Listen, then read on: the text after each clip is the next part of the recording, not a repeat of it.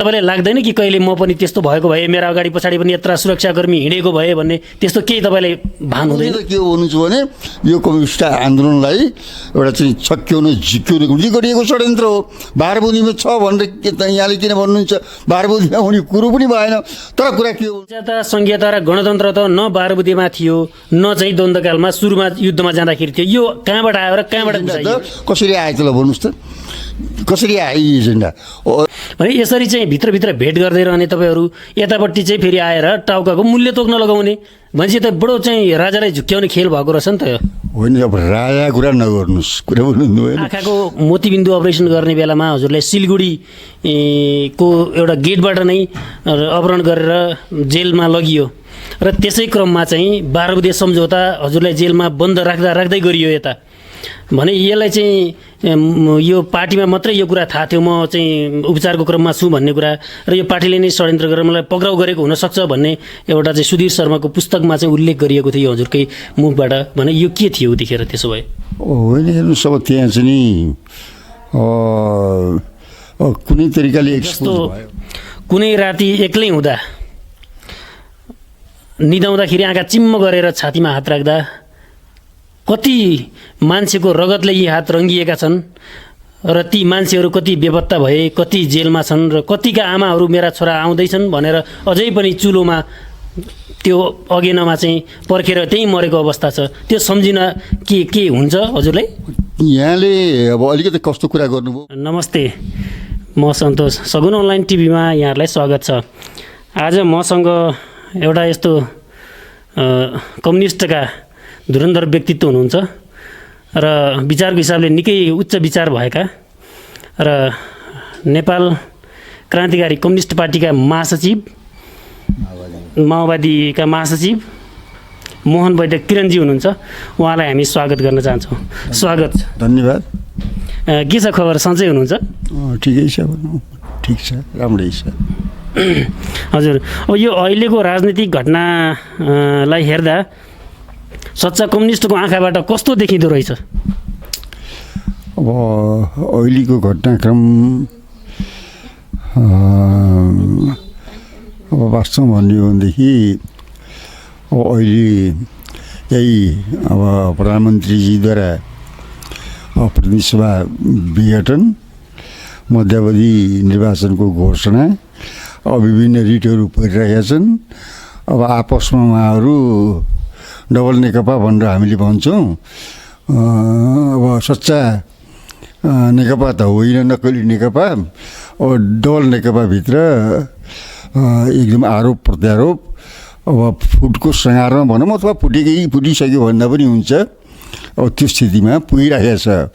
यसरी हेर्दा के देखिन्छ भन्नुहुन्छ भनेदेखि अब नेकपाले हामी सक्कली हौँ, झन्डै 2/3 बहुमत भनेर जुन दम्भ गरिराखेको थियो, अब त्यो दम्भ अब ध्वस्त चाहिँ हुँदै गइराखेको छ भन्नुहोस्। यसरी हेर्दा हामीलाई के लाग्छ भन्नुहुन्छ भने यो जुन संशोधनवाद हो अब त्यो पनि असफल भइरहेको जस्तो लाग्छ। अनि संसदीय व्यवस्था पनि एउटा असफल भइरहेको जस्तो लाग्छ भन्नुहोस्। अहिलेको स्थिति यही हो। भनेपछि जस्तो हजुरले चाहिँ नयाँ जनवादी क्रान्ति मात्रै भन्नुहुन्छ, आफ्नो पुरै जीवन त्यसैमा समर्पित गर्नुभयो र आउने कति पुस्ताले लड्नुपर्ने हो तपाईँले भनेको क्रान्ति पुरा गर्नको लागि? अब धेरै पुस्ता त नलाग्ला भन्ने लाग्छ। हेर्नुहोस्, अब हामीले झन्डै विजयको सँगारमा पुर्याइसकेका हो। अब पार्टीभित्रको एउटा तब्कामा विचलन पैदा भयो र हामी सफल हुन सकेनौँ। अब मिहिनेत गर्दै जानुपर्छ। मिहिनेत गर्दै गइसकेपछि र खास गरी के भने आत्मको शक्ति अहिले कमजोर भएको छ क्रान्तिकारीहरूको। यो यहाँहरूलाई पनि थाहा छँदैछ। त्यो आत्मगत शक्तिको विकासमा ध्यान दिनुपर्छ। सच्चा क्रान्तिकारी कम्युनिस्टहरूलाई विभिन्न ठाउँमा समूहमा चित्रिरहेकालाई एकताबद्ध गराउनुपर्छ र जनताका राष्ट्रियता, जनता र जनजीविका एजेन्डाहरूलाई सशक्त रूपमा उठाउँदै जानुपर्छ र आत्मगत शक्ति बलियो बनाउन सकियो भनेपछि धेरै पढाइको पुस्ता जान्छ भन्ने लाग्दैन भन्नुहोस्। जस्तो हजुरले चाहिँ एउटा अडिक भएर चाहिँ लाग्नुभयो 2021 सालबाट अनवरत रूपमा कम्युनिस्ट पार्टीमा चाहिँ यसरी खम्बा भएर उभिनु भएको छ भनेपछि जस्तो संसारको 46-47 देशमा कम्युनिस्ट शासन चल्यो र अहिले आएर हेर्दाखेरि 4-5वटा देशहरू मात्रै खुम्चिने स्थिति देखा पर्दासम्म पनि तपाईँले चाहिँ यही विचारधारामा अडिक भएर रहिरहनु भएको छ यसो किन भयो होला? हेर्नुहोस् कम्युनिस्टहरू ले के भन्छन् भन्नुहुन्छ भने अब क्रान्ति एकैचोटि विजय हुँदैन।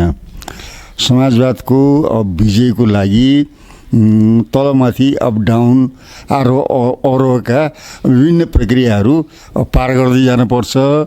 त्यस कारणले चाहिँ नि जित हारको परिस्थिति निश्चित रूपमा भएकै छ भनेर भन्नुहोस्। त्यो साँचो कुरा हो। र कुरा के हो भन्नुहुन्छ भन्दाखेरि फेरि अर्को विकल्प कम्युनिजम बाहेक अरू छैन भन्नुहोस्। विकल्प के हो भनेदेखि अब अहिले वैज्ञानिक समाजवाद भनौँ, वैज्ञानिक समाजवाद र कम्युनिजम नै विकल्प हो। संसदवादले, पुँजीवादले, अहिलेको अवस्थामा भन्नुहुन्छ भने नवउदारवादले भन्नुहोस् विश्वलाई झन् एकदम तबाह पारिराखेको छ। अब त्यसको असर हाम्रो देशमा पनि परिराखेको छ। त्यस कारणले जतिसुकै एउटा समृद्ध नेपाल सुखी नेपाली जस्ता नारा लगाए पनि अब यो नवउदारवादलाई सिरानीमा हालेर यहाँ चाहिँ नि संसदवादी राजनीतिबाट यहाँ पनि प्रगति हुन सक्दैन, विश्वमा पनि प्रगति हुन सक्दैन। ढिलो चाँडो हो के हो भन्नुहुन्छ भन्दै वैज्ञानिक समाजवादको स्थापना हुन्छ भन्ने हामीलाई विश्वास छ। त्यो कुराहरू त संविधानमा पनि उल्लेख गरिएको छ समाजवादको कुराहरू, र त्यो कुराहरूको त्यसैका लागि तपाईँले लड्छु भन्नुभएको छ। त्यो त संविधानमा उल्लेख गरिएकै कुरा भएन? अब हेर्नुहोस् समाजवादको कुरा गर्दाखेरि समाजवाद धेरै किसिमका हुन्छन्। हेर्नुहोस् है, एउटा सुधारवादी समाजवाद पनि हुन्छ। मार्क्सले नै भनेअनुसार भन्दाखेरि प्रतिक्रियावादीसम्म पनि समाजवाद हुन्छ। त्यस कारणले समाजवादका धेरै रूपहरू छन्। अथवा भनौँ सक्कली समाजवाद र नक्कली समाजवाद हुन्छ। त्यस कारणले के हो भने सक्कली समाजवाद एउटा सर्वहारा वर्गको शोषित पीडित जनताको राजसत्ता हो, जहाँ एउटा चाहिँ स्वतन्त्रता, समानता, साँच्चीको समानता होइन त्यो हुन्छ। तर यहाँ जुन अब अहिले संविधानमा पनि समाजवाद भनेको छ, अब त्यो नक्कली हो। हेर्नुहोस् कानुनी जस्तो हजुरले भने जस्तो समाजवादको व्यवस्था संसारको कुनै मुलुकमा भएको देख्नु भएको छ हजुरले कि कस्तो हुन्छ यो? समाजवादको त सुरु भयो भन्नुहोस् न, रुसमा लेनिनकै नेतृत्वमा अक्टोबर समाजवादी क्रान्ति भयो, केही समय चल्यो। अब पूर्वी युरोपका देशहरूमा पनि चल्यो। जस्तो हजुरले चाहिँ रुसको कुरा गर्नुभयो। रुसमा त यो कम्युनिस्ट व्यवस्था छँदैका बखत चाहिँ टुक्रिएर 15 देशहरू पनि बने। त्यसैका कारणले त्यसै सेरोफेरोमा कम्युनिस्ट शासनकै सेरोफेरोमा भन्नेको यसमा चाहिँ के भन्नुहुन्छ? मैले भनिहालेँ। हेर्नुहोस् अब जित भन्ने खालको कुरा एकैचोटि हुँदैन, टाइम लाग्छ। हारजितको प्रक्रियाको बिचबाट जान्छ। अब जस्तो भन्नुहोस् न, अब यो वैज्ञानिक समाजवाद नआए जनताका समस्याको हल कसरी हुन्छ त भन्दाखेरि अब अहिलेको जुन एउटा पुँजीवादी व्यवस्था भन्नुहोस् न, पुँजीवादले अथवा त्यसको अभिव्यक्ति संसदीय व्यवस्थामा हुन्छ। संसदीय व्यवस्थाले भोका नाङ्गा उत्पीडित वर्गका जनताको समस्याको समाधान हुन सक्दैन। हेर्नुहोस् वैज्ञानिक समाजवाद त अपरिहार्य नभई हुँदैन भन्नु। जस्तो डाक्टर बाबुराम भट्टराई पनि चाहिँ निकै विद्वान मान्छे हुनुहुन्थ्यो हजुरकै पार्टीभित्र एक समयमा, र उहाँले चाहिँ के भन्नुभयो भने जब कम्युनिस्ट पार्टी छोडेर जानुभयो, कम्युनिस्ट भनेको हिन्दू धर्ममा स्वर्गको प्रलोभन देखाई एउटा गर्ने कर्मकाण्ड जस्तो मात्रै हो, त्यसले गर्दाखेरि मैले त्यहाँबाट बाहिर निस्केँ भनेर भन्नुभयो। उहाँलाई त्यो बुझ्नलाई चाहिँ 30 वर्ष लाग्यो। भनेपछि यो हजुर त फेरि त्यही अडानमा हुनुहुन्छ। यो वास्तवमा हो चाहिँ के, नेपाली जनताले बुझ्ने चाहिँ कसरी? हेर्नुहोस् अब बाबुरामजीको प्रसङ्ग उठाउनु हो। अब उहाँ विद्वान हो भने अब किन लाग्नु भएको थियो नि कम्युनिस्ट चाहिँ नि एकदम राम्रो भनेर उहाँले नै व्याख्या गर्नुभयो। उहाँका लेखै छन्। भन्दाखेरि कुरा के हो भनेदेखि आखिरमा उहाँको चाहिँ नि विचार कम्युनिस्ट विचार भएन, लाग्नुभयो तर विचलन भयो, छोड्नु भयो। त्यो उहाँको कुरा भए। अब मैले भनिहालेँ अब यो एउटा सच्चा कम्युनिस्ट आउनुको निम्ति त यो जनताले नै ल्याउने हो। हेर्नुहोस् न, मैले भने जनताले नै ल्याउने हो। अब जनताको शोषण अन्याय अत्याचार तपाईँको के हो भन्नुहुन्छ भनेदेखि यसको अन्त्य अरू बाटोबाट हुन सक्दैन। भन्नुहोस् अरू बाटोबाट हुन सक्दैन। अहिले नै भन्नुहोस् न, जस्तो भन्छु उदारवाद भनेर भनिन्छ, अब के अरे नव उदारवादको विकल्प केही पनि छैन भनेर अब अमेरिकीहरूले भने भन्नुहोस्, ब्रिटिसरवालाहरूले भने।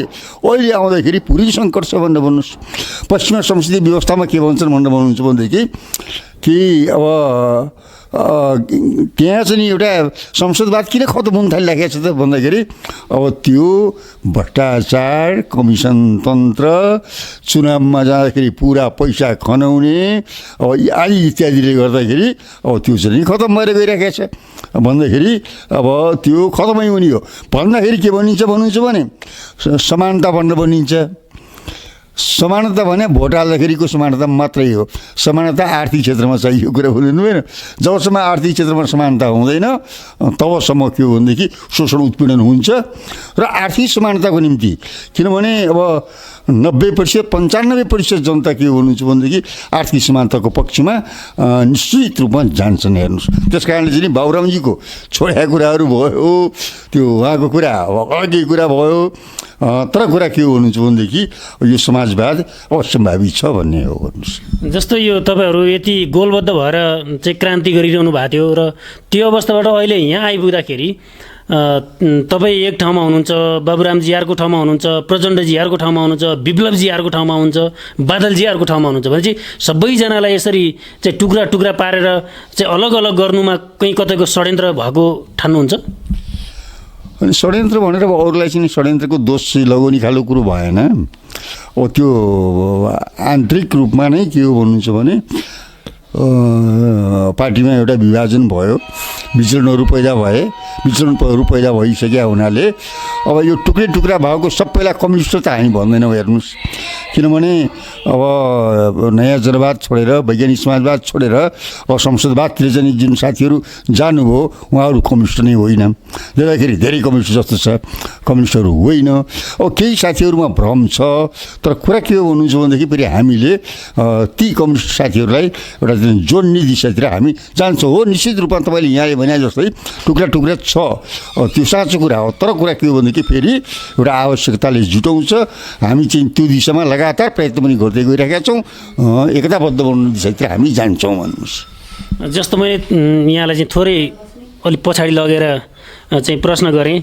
जस्तो 12 बुँदे सम्झौता हुनु अघि नै 2060 साल चैत्र 15मा नै आँखाको मोतीबिन्दु अपरेसन गर्ने बेलामा हजुरलाई सिलगढी को एउटा गेटबाट नै अपहरण गरेर जेलमा लगियो र त्यसै क्रममा चाहिँ 12 बुँदे सम्झौता हजुरलाई जेलमा बन्द राख्दै गरियो यता भने यसलाई चाहिँ यो पार्टीमा मात्रै यो कुरा थाहा थियो म चाहिँ उपचारको क्रममा छु भन्ने कुरा र यो पार्टीले नै षड्यन्त्र गरेर मलाई पक्राउ गरेको हुनसक्छ भन्ने एउटा चाहिँ सुधीर शर्माको पुस्तकमा चाहिँ उल्लेख गरिएको थियो यो हजुरकै मुखबाट। भने यो के थियो उतिखेर? त्यसो भए होइन, हेर्नुहोस्, अब त्यहाँ चाहिँ नि कुनै तरिकाले एक्सपोज भयो होला। अब मैले पार्टीका जिम्मेवार साथीहरूलाई त्यो बेलाको बदमासी गरेँ भनेर त म भन्दिनँ। तर कुरा के हो भन्नुहुन्छ भनेदेखि कहाँ कसरी त्यो घटना चाहिँ घट्यो भन्ने खालको कुराको बारेमा अलिकति अध्ययन अनुसन्धान गर्नुपर्छ भन्ने नै लाग्छ। भन्नुहोस्, भनेपछि हजुर र सायद सिबी गजुरेलजी हुनुहुन्थ्यो कि उतिखेर चाहिँ जेलमा 12 बुँदे सम्झौता हुँदाखेरि अहिले परिस्थिति पनि त्यस्तै बनिदियो कि ठ्याक्क दुवैजनालाई एक प्रकारले चाहिँ अलि बाइपास गरे जस्तो पनि देखियो क्रान्तिमा? भने यसलाई चाहिँ नि अब सामान्य रूपमा हेर्ने कि नेपाली जनताले कसरी बुझ्नुपर्ने हो उतिखेरको यो घटनालाई चाहिँ? यो त अलि जस्तो त्यसमा पनि के भनिएको छ भने भारतको विशेष चाहिँ नि भारतीय सरकारको तर्फबाट बाबुरामको मान्छे अर्थात् बाबुराम पक्षको भारतमा मान्छे हो भने त्यसलाई चाहिँ समात्दैन समान्नु, किरण पक्षको भने छोड्दैन छोड्नु, र प्रचण्ड पक्षको भने व्यक्ति हेरी व्यवहार गर्नु भनेर चाहिँ भारतीय चाहिँ सरकारको निर्देशन थियो भनेर भनिन्छ नि। के थियो त्यसमा? त्यस्तै हो। अब त्यस्तो कुराहरू त सुनियो। भन्नुहोस्, त्यस्तो कुराहरू निश्चित रूपमा सुनियो। मैले भनिहालेँ अब कतै न कतैबाट चाहिँ षड्यन्त्र निश्चित रूपमा छ भनेर भन्नु, षड्यन्त्र छ। तर यो घटनाको पछाडि अब त्यो बेलाको चाहिँ नि अब जिम्मेवार चाहिँ नि अब नेतृत्वका जिम्मेवार साथीहरूले नै अब त्यस्तो गरे होला नि भनेर त अब नबनाउँ। हेर्नुहोस् यो कसरी घट्यो मैले भनिहालेँ, कसरी घट्यो भन्ने खालको कुराको बारेमा अब अलिकति अध्ययन गर्न जरुरी छ भन्नुहोस्। किन जस्तो हजुरको चाहिँ यो स्पष्ट रहने र अडान रहने बानीका कारण चाहिँ कुनै सम्झौता गर्न नहुने बानीका कारण चाहिँ यो समस्या देखा परेको हो भन्ने लाग्दैन भारतसँग? होइन, त्यो एउटा अर्थ लगाउनु त मिल्छ। अब तर के हो भनेदेखि अब एउटा कुरा अब क्रान्ति गर्ने दौरानमा पक्रिने इत्यादि घटना त अब सामान्य रूपमा भनियो भने त्यस्ता घटना हुन्छन्। हेर्नुहोस् कतै तपाईँले भने जस्तो प्रश्न अब त्यो पनि हुनसक्छ भन्नुहोस् न, त्यो पनि हुनसक्छ। एउटा चाहिँ नि खोजबिनको कुरा भयो भन्नुहोस्। जस्तो यो 12 वर्ष जनयुद्धको उपलब्धि के देख्नुभयो हजुरले? त्यसो भए कुनै उपलब्धि भएको देख्नुभयो जो 12 वर्ष युद्ध गरियो त्यसमा? जनयुद्धको उपलब्धि भन्दाखेरि अब त्यस्तो मुख्य उपलब्धि भनेर भन्दाखेरि त जनतामा चेतना आयो। हेर्नुहोस् होइन, अब वर्गीय, जातीय, क्षेत्रीय, लैङ्गिक यी तमाम प्रकारका जनताहरू सचेत र जागरुक भए एउटा मुख्य उपलब्धि पनि यही हो। बाँकी के हो भने अंशतः भन्नुहुन्छ भने गणतन्त्र, धर्मनिरपेक्षता, सङ्घीयता, समावेशी, समानुपातिक प्रतिनिधित्व जस्ता चाहिँ नि यी आंशिक उपलब्धि हुन्। तर मूल उपलब्धि हामीले जुन एउटा नयाँ जनमधिराज सत्ता स्थापना गर्ने भनेर भनेका थियौँ, अब त्यो उपलब्धि हासिल हुन सकेन भन्नु। अब मैले धोका भयो, धक्का खायो भनेर भन्नुहोस् न, जनयुद्धले मूल उपलब्धि हासिल हुन सकेन त्यसको। भनेपछि 12 वर्षको जनयुद्ध पनि त्यत्तिकै कति व्यक्तिहरू बेपत्ता पारिए, कति मारिए, कति अझै पनि चाहिँ जेलमा छन् भनेपछि यस्तै परिस्थिति बनिरहेको अवस्था हो। अब एउटा कुरा के हो भन्नुहुन्छ भनेदेखि आन्दोलनमा त भइहाल्छ भन्नुहोस्। आन्दोलन गर्दाखेरि, क्रान्ति गर्दाखेरि अब यो मर्ने मार्ने भन्ने खालको कुरा त त्यो भइहाल्छ भन्नुहोस्। यो जनयुद्धमा मात्रै मरे भन्ने खालको कुरा पनि आउँदैन होइन। अब अन्यत्र विभिन्न ढङ्गले पनि मरि त राखेका छन् मान्छेहरू होइन। 7 सालकै आन्दोलनमा पनि मान्छे मरे भन्दाखेरि अब यो क्रान्तिको बेलामा त्यो हुन्छ। हाम्रो के हो भने सकेसम्म कम चाहिँ क्षति होस् भन्ने खालको कुराहरू हो। अब हामीले मात्रै सोचेर पनि हुँदैन। अब बडो दुश्मनले चाहिँ कसरी सोच्छ भन्ने खालको कुराहरू पनि आउने कुरा भयो। तर एउटा कुरा के हो भन्नुहुन्छ भनेदेखि अब हिंसा त लगातार छँदै त छ त भन्नु त, हिंसा त लगातार छँदैछ। हुन्छ के भन्नुहुन्छ भने सत्ता जसको हातमा हुन्छ उसले के भनेदेखि आफूले हिंसाको बलमा जनतालाई दबाउँछ। हेर्नुहोस् अनि तपाईँको चाहिँ जनताले अथवा जनताका पक्षधर शक्तिले हिंसाका कुरा उठायो भनेपछि एकदम अशान्ति मच्चायो भनेर भन्छ। कुरा त्यहाँ हो कि यदि हिंसालाई अन्त्य गर्न चाहने हो भने कुरा के हो भन्नुहुन्छ भने उनीहरूले पनि राज्य सत्ताको बलमा दमन नगरून्। त्यहाँ हो नि त्यो कुरो। एउटाले दमन गरिराख्ने अनि अर्काले चाहिँ त्यो दमनका विरुद्ध सङ्घर्ष गर्न नपाउने भन्ने कुरा हुँदैन। हेर्नुहोस् त्यस कारण यहाँ के छ भन्नुहुन्छ भनेदेखि सङ्घर्षशील पक्षलाई जहिले पनि कि जहाँ पनि चाहिँ त्यही गरे हुन्छ। जितेर गयो भने फेरि उल्टिन्छ। हेर्नुहोस् त्यसैले हारेको बेलामा त्यस्ता कुरा आउँछन्, जितेको बेलामा फेरि अर्कै कुरा आउँछन्। हेर्नुहोस्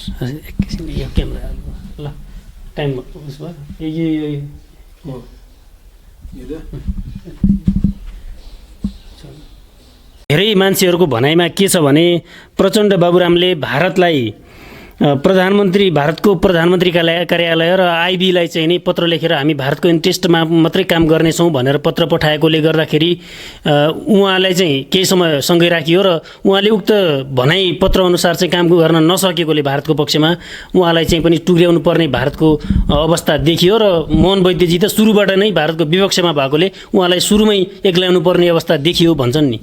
अनि यो प्रश्नको जवाफ मैले दिइसकेँ। हेर्नुहोस् यो घरिघरि के भनिराख्ने होइन। अब यो के हो भनेदेखि आखिरमा चाहिँ भारतको पक्षमा उहाँहरू जानुभयो, त्यो कुरा क्लियर हो। जो यो बिचमा पहिला पत्र पठाएर प्रधानमन्त्री कार्यालयलाई र आइबीलाई पत्र पठाएको थियो त्यो त हो नि, त क्लियर अब कहाँ को कोलाई पत्र पठायो त्यो कुरा म जान्दिनँ। हेर्नुहोस् तर कुरा के हो भन्नुहुन्छ भनेदेखि 12 बुँदे सम्झौता नै षड्यन्त्रकारी ढङ्गले भएको हो कि हामीलाई त्यही लाग्छ। 12 बुँदे सम्झौता षड्यन्त्रकारी ढङ्गले भएको हो र यसमा चाहिँ भारतको एकदम हात छ। थुप्रै मान्छेहरूले चाहिँ भारतले जुन सोचेको थियो त्यो भइरहेको छ भन्ने खालको कुरा छ। त्यस कारणले चाहिँ विगतको कुरा त्यही हो। अबका कुरा गरौँ, विगतको कुरा छोड्नुहोस्। ती कुरा किनकि घटना विशेष भयो भनेर भन्नुहोस्। होइन, यो विगतको कुरा छोडौँ, अब अहिले पनि त त्यही छ भन्नुहोस्। विगतको कुरा मात्रै किन गर्नुहुन्छ, अहिले पनि त त्यही छ। होइन, जस्तो अहिले परिस्थिति यसरी हेर्ने हो भने कम्युनिस्ट त गोलबद्ध भएर जानुपर्ने अवस्थामा यसरी टुक्रा टुक्रा व्यक्ति पछि नै टुक्रा टुक्रा तपाईँहरूको एक हिसाबले हेर्ने हो भने त सचिवालयका व्यक्ति नै टुक्रा टुक्रा बनाएर कम्युनिस्ट पार्टी छुट्टै बनाइदिइसकेको स्थिति छ। त्यसैले हामीले होइन, जब तपाईँहरू जनयुद्धमा जानुभयो तपाईँहरूको माग भनेको चाहिँ 1950 को सन्धि खारेजी, महाकाली सन्धि खारेजी, नेपाल भारतको सीमामा चाहिँ नियन्त्रण गर्नुपर्ने, संसदीय व्यवस्था के अरे डिजल्भ भङ्ग गर्नुपर्ने जस्ता मागहरू थिए।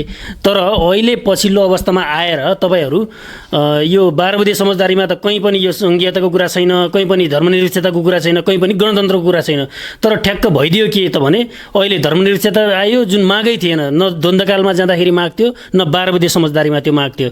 र फेरि तपाईँहरूले माग जे गर्नुभएको थियो संसदीय व्यवस्था चाहिँदैन भने त्यही संसदीय व्यवस्थाभित्र गएर फस्नुभयो भनेपछि यो त अलि रहस्यमय भएन? अनि यो त भनियो। अब यो कुरा के हो भन्नुहुन्छ भने यही ढङ्गले मात्रै भन्ने कुरा भएन कि राजनीतिमा तलमाथि हुन्छ, हेर्नुहोस् तलमाथि हुन्छ। यो त कुनै आश्चर्य कुराहरू होइन। फेरि सधैँभरि जिन्दगीभरि यही चाहिँ संसदीय व्यवस्था लिएर कम्युनिस्टहरूलाई टुक्राएर खान्छौँ भनेर चाहिँ भनेका छन्, त्यो सक्दैनन्। हेर्नुहोस् कम्युनिस्टहरू त जाग्छन्, कम्युनिस्ट त रक्तबीजको कुरा बुझ्नु न, मारेर सकिन्न त्यो त। किनभने जनताका समस्यासँग जोडिएको हुन्छ। देख्नु होला यी समस्याहरू यिनीहरूले हल गर्न सक्दैनन् होइन।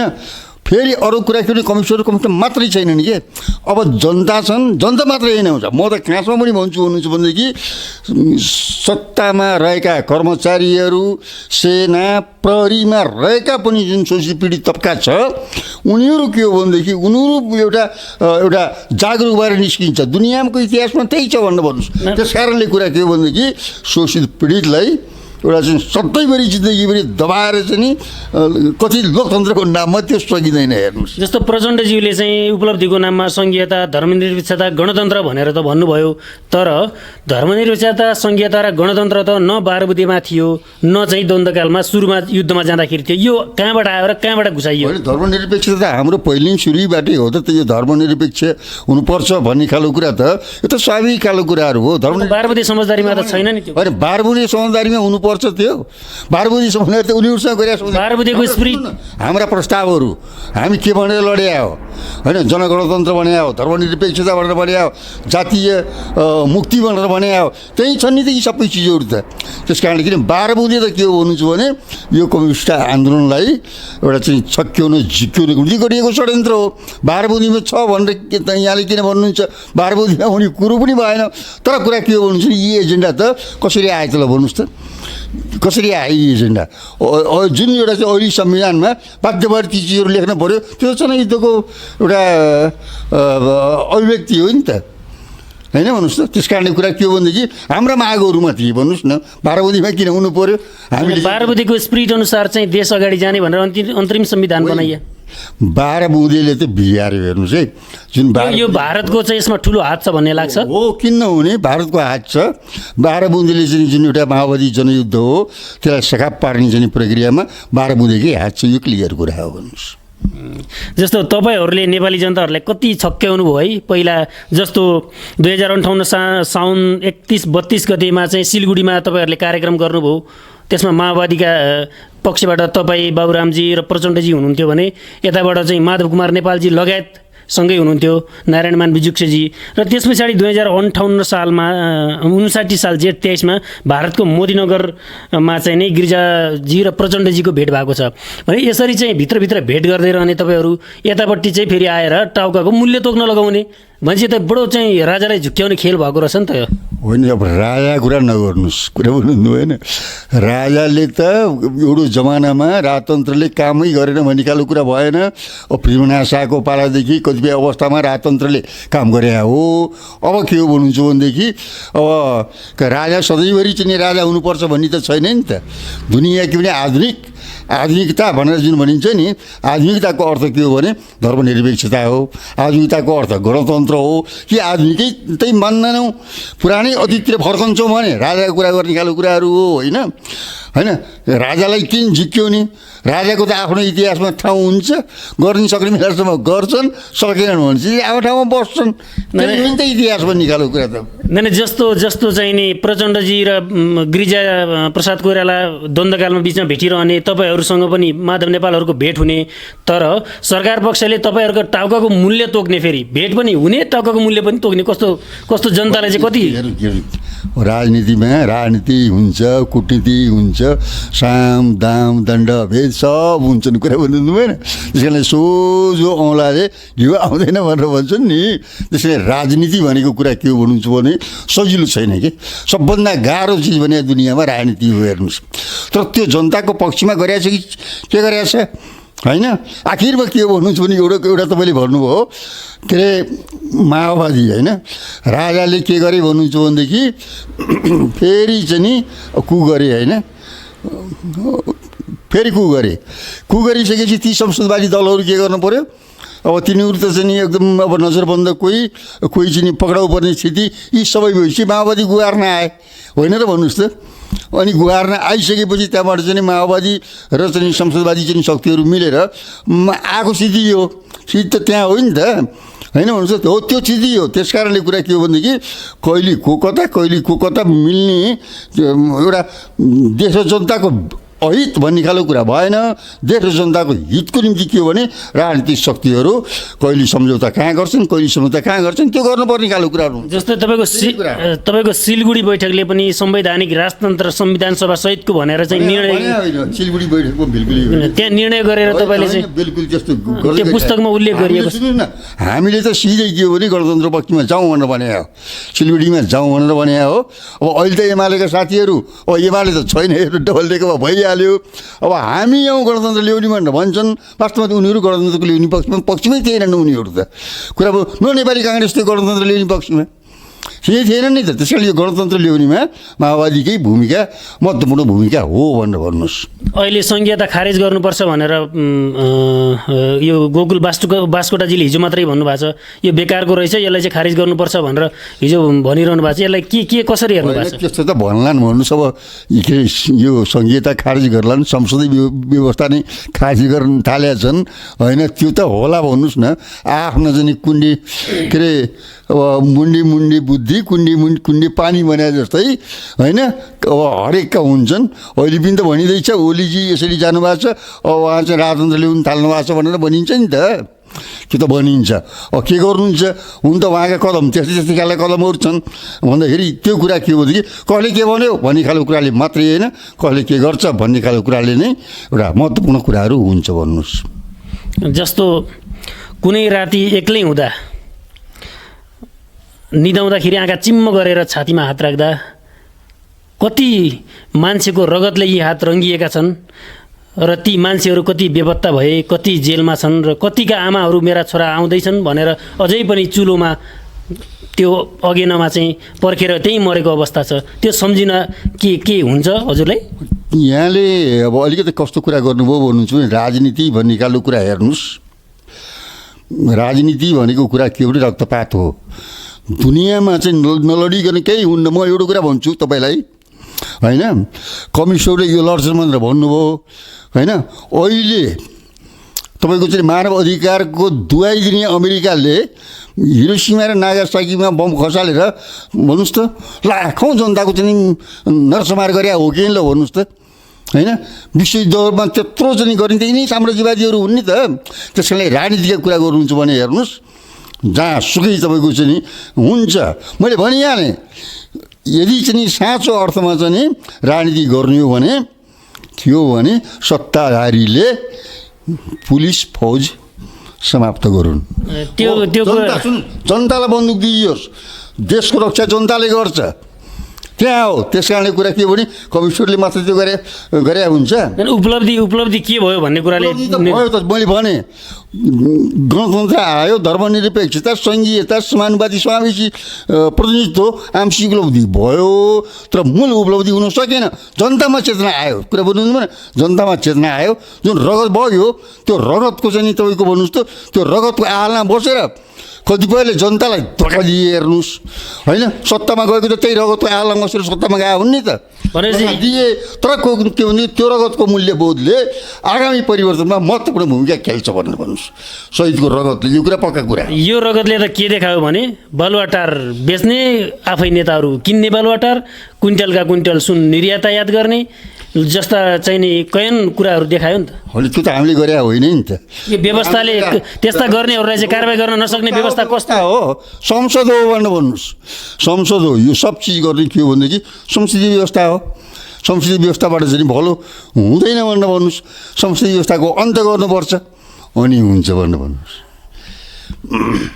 जस्तो तपाईँले राजनीतिक दर्शन सिकाउनु भएका तपाईँका चेलाहरू पटक पटक प्रधानमन्त्री भए नेपालमा र तपाईँ यति साधारण जीवन बिताइरहनु भएको छ यति उच्च विचार भएर पनि भने तपाईँलाई लाग्दैन कि कहिले म पनि त्यस्तो भएको भए मेरा अगाडि पछाडि पनि यत्र सुरक्षाकर्मी हिँडेको भए भन्ने त्यस्तो केही तपाईँलाई भान हुँदैन अब तिनी कुरा छोड्नुहोस् हेर्नुहोस् अब के अरे घर खनेर आँगन पुर्ने भनेर भन्छन् होइन अब पार्टीको चाहिँ नि एउटा लाइन नीति देखेर जनताको सेवा गर्ने सबै कुरा छोडेर अब पदको निम्ति चाहिँ नि अब जान्छन् मान्छे त्यो देखियो भनेर भन्नुहोस् तपाईँमा त्यस्तो कहिल्यै पलाएन कि म पनि हुन्छु भन्ने त्यस्तो लागेन मनमा होइन मैले त्यस्तो चाहिँ सोच्ने खालको कुरा पनि भएन तर एउटा कुरा के हो भनेदेखि हामीले राज्य सत्ता जित्यौँ भने हामी पदमा नजाने भन्ने कुरा पनि हुँदैन फेरि किनभने सन्यासी त होइन नि त कम्युनिस्टहरू त हो र भन्नुहोस् त हामी के भने राज्य सत्ता जित्ने भने राज्य सत्तैको निम्ति हो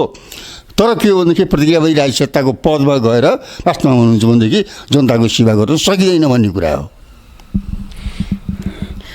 यति व्यस्तताका बावजुद पनि हजुरले मलाई समय उपलब्ध गराइदिनु भयो यसको लागि धेरै धेरै हजुरप्रति आभार छु म धन्यवाद यहाँलाई पनि हस् धन्यवाद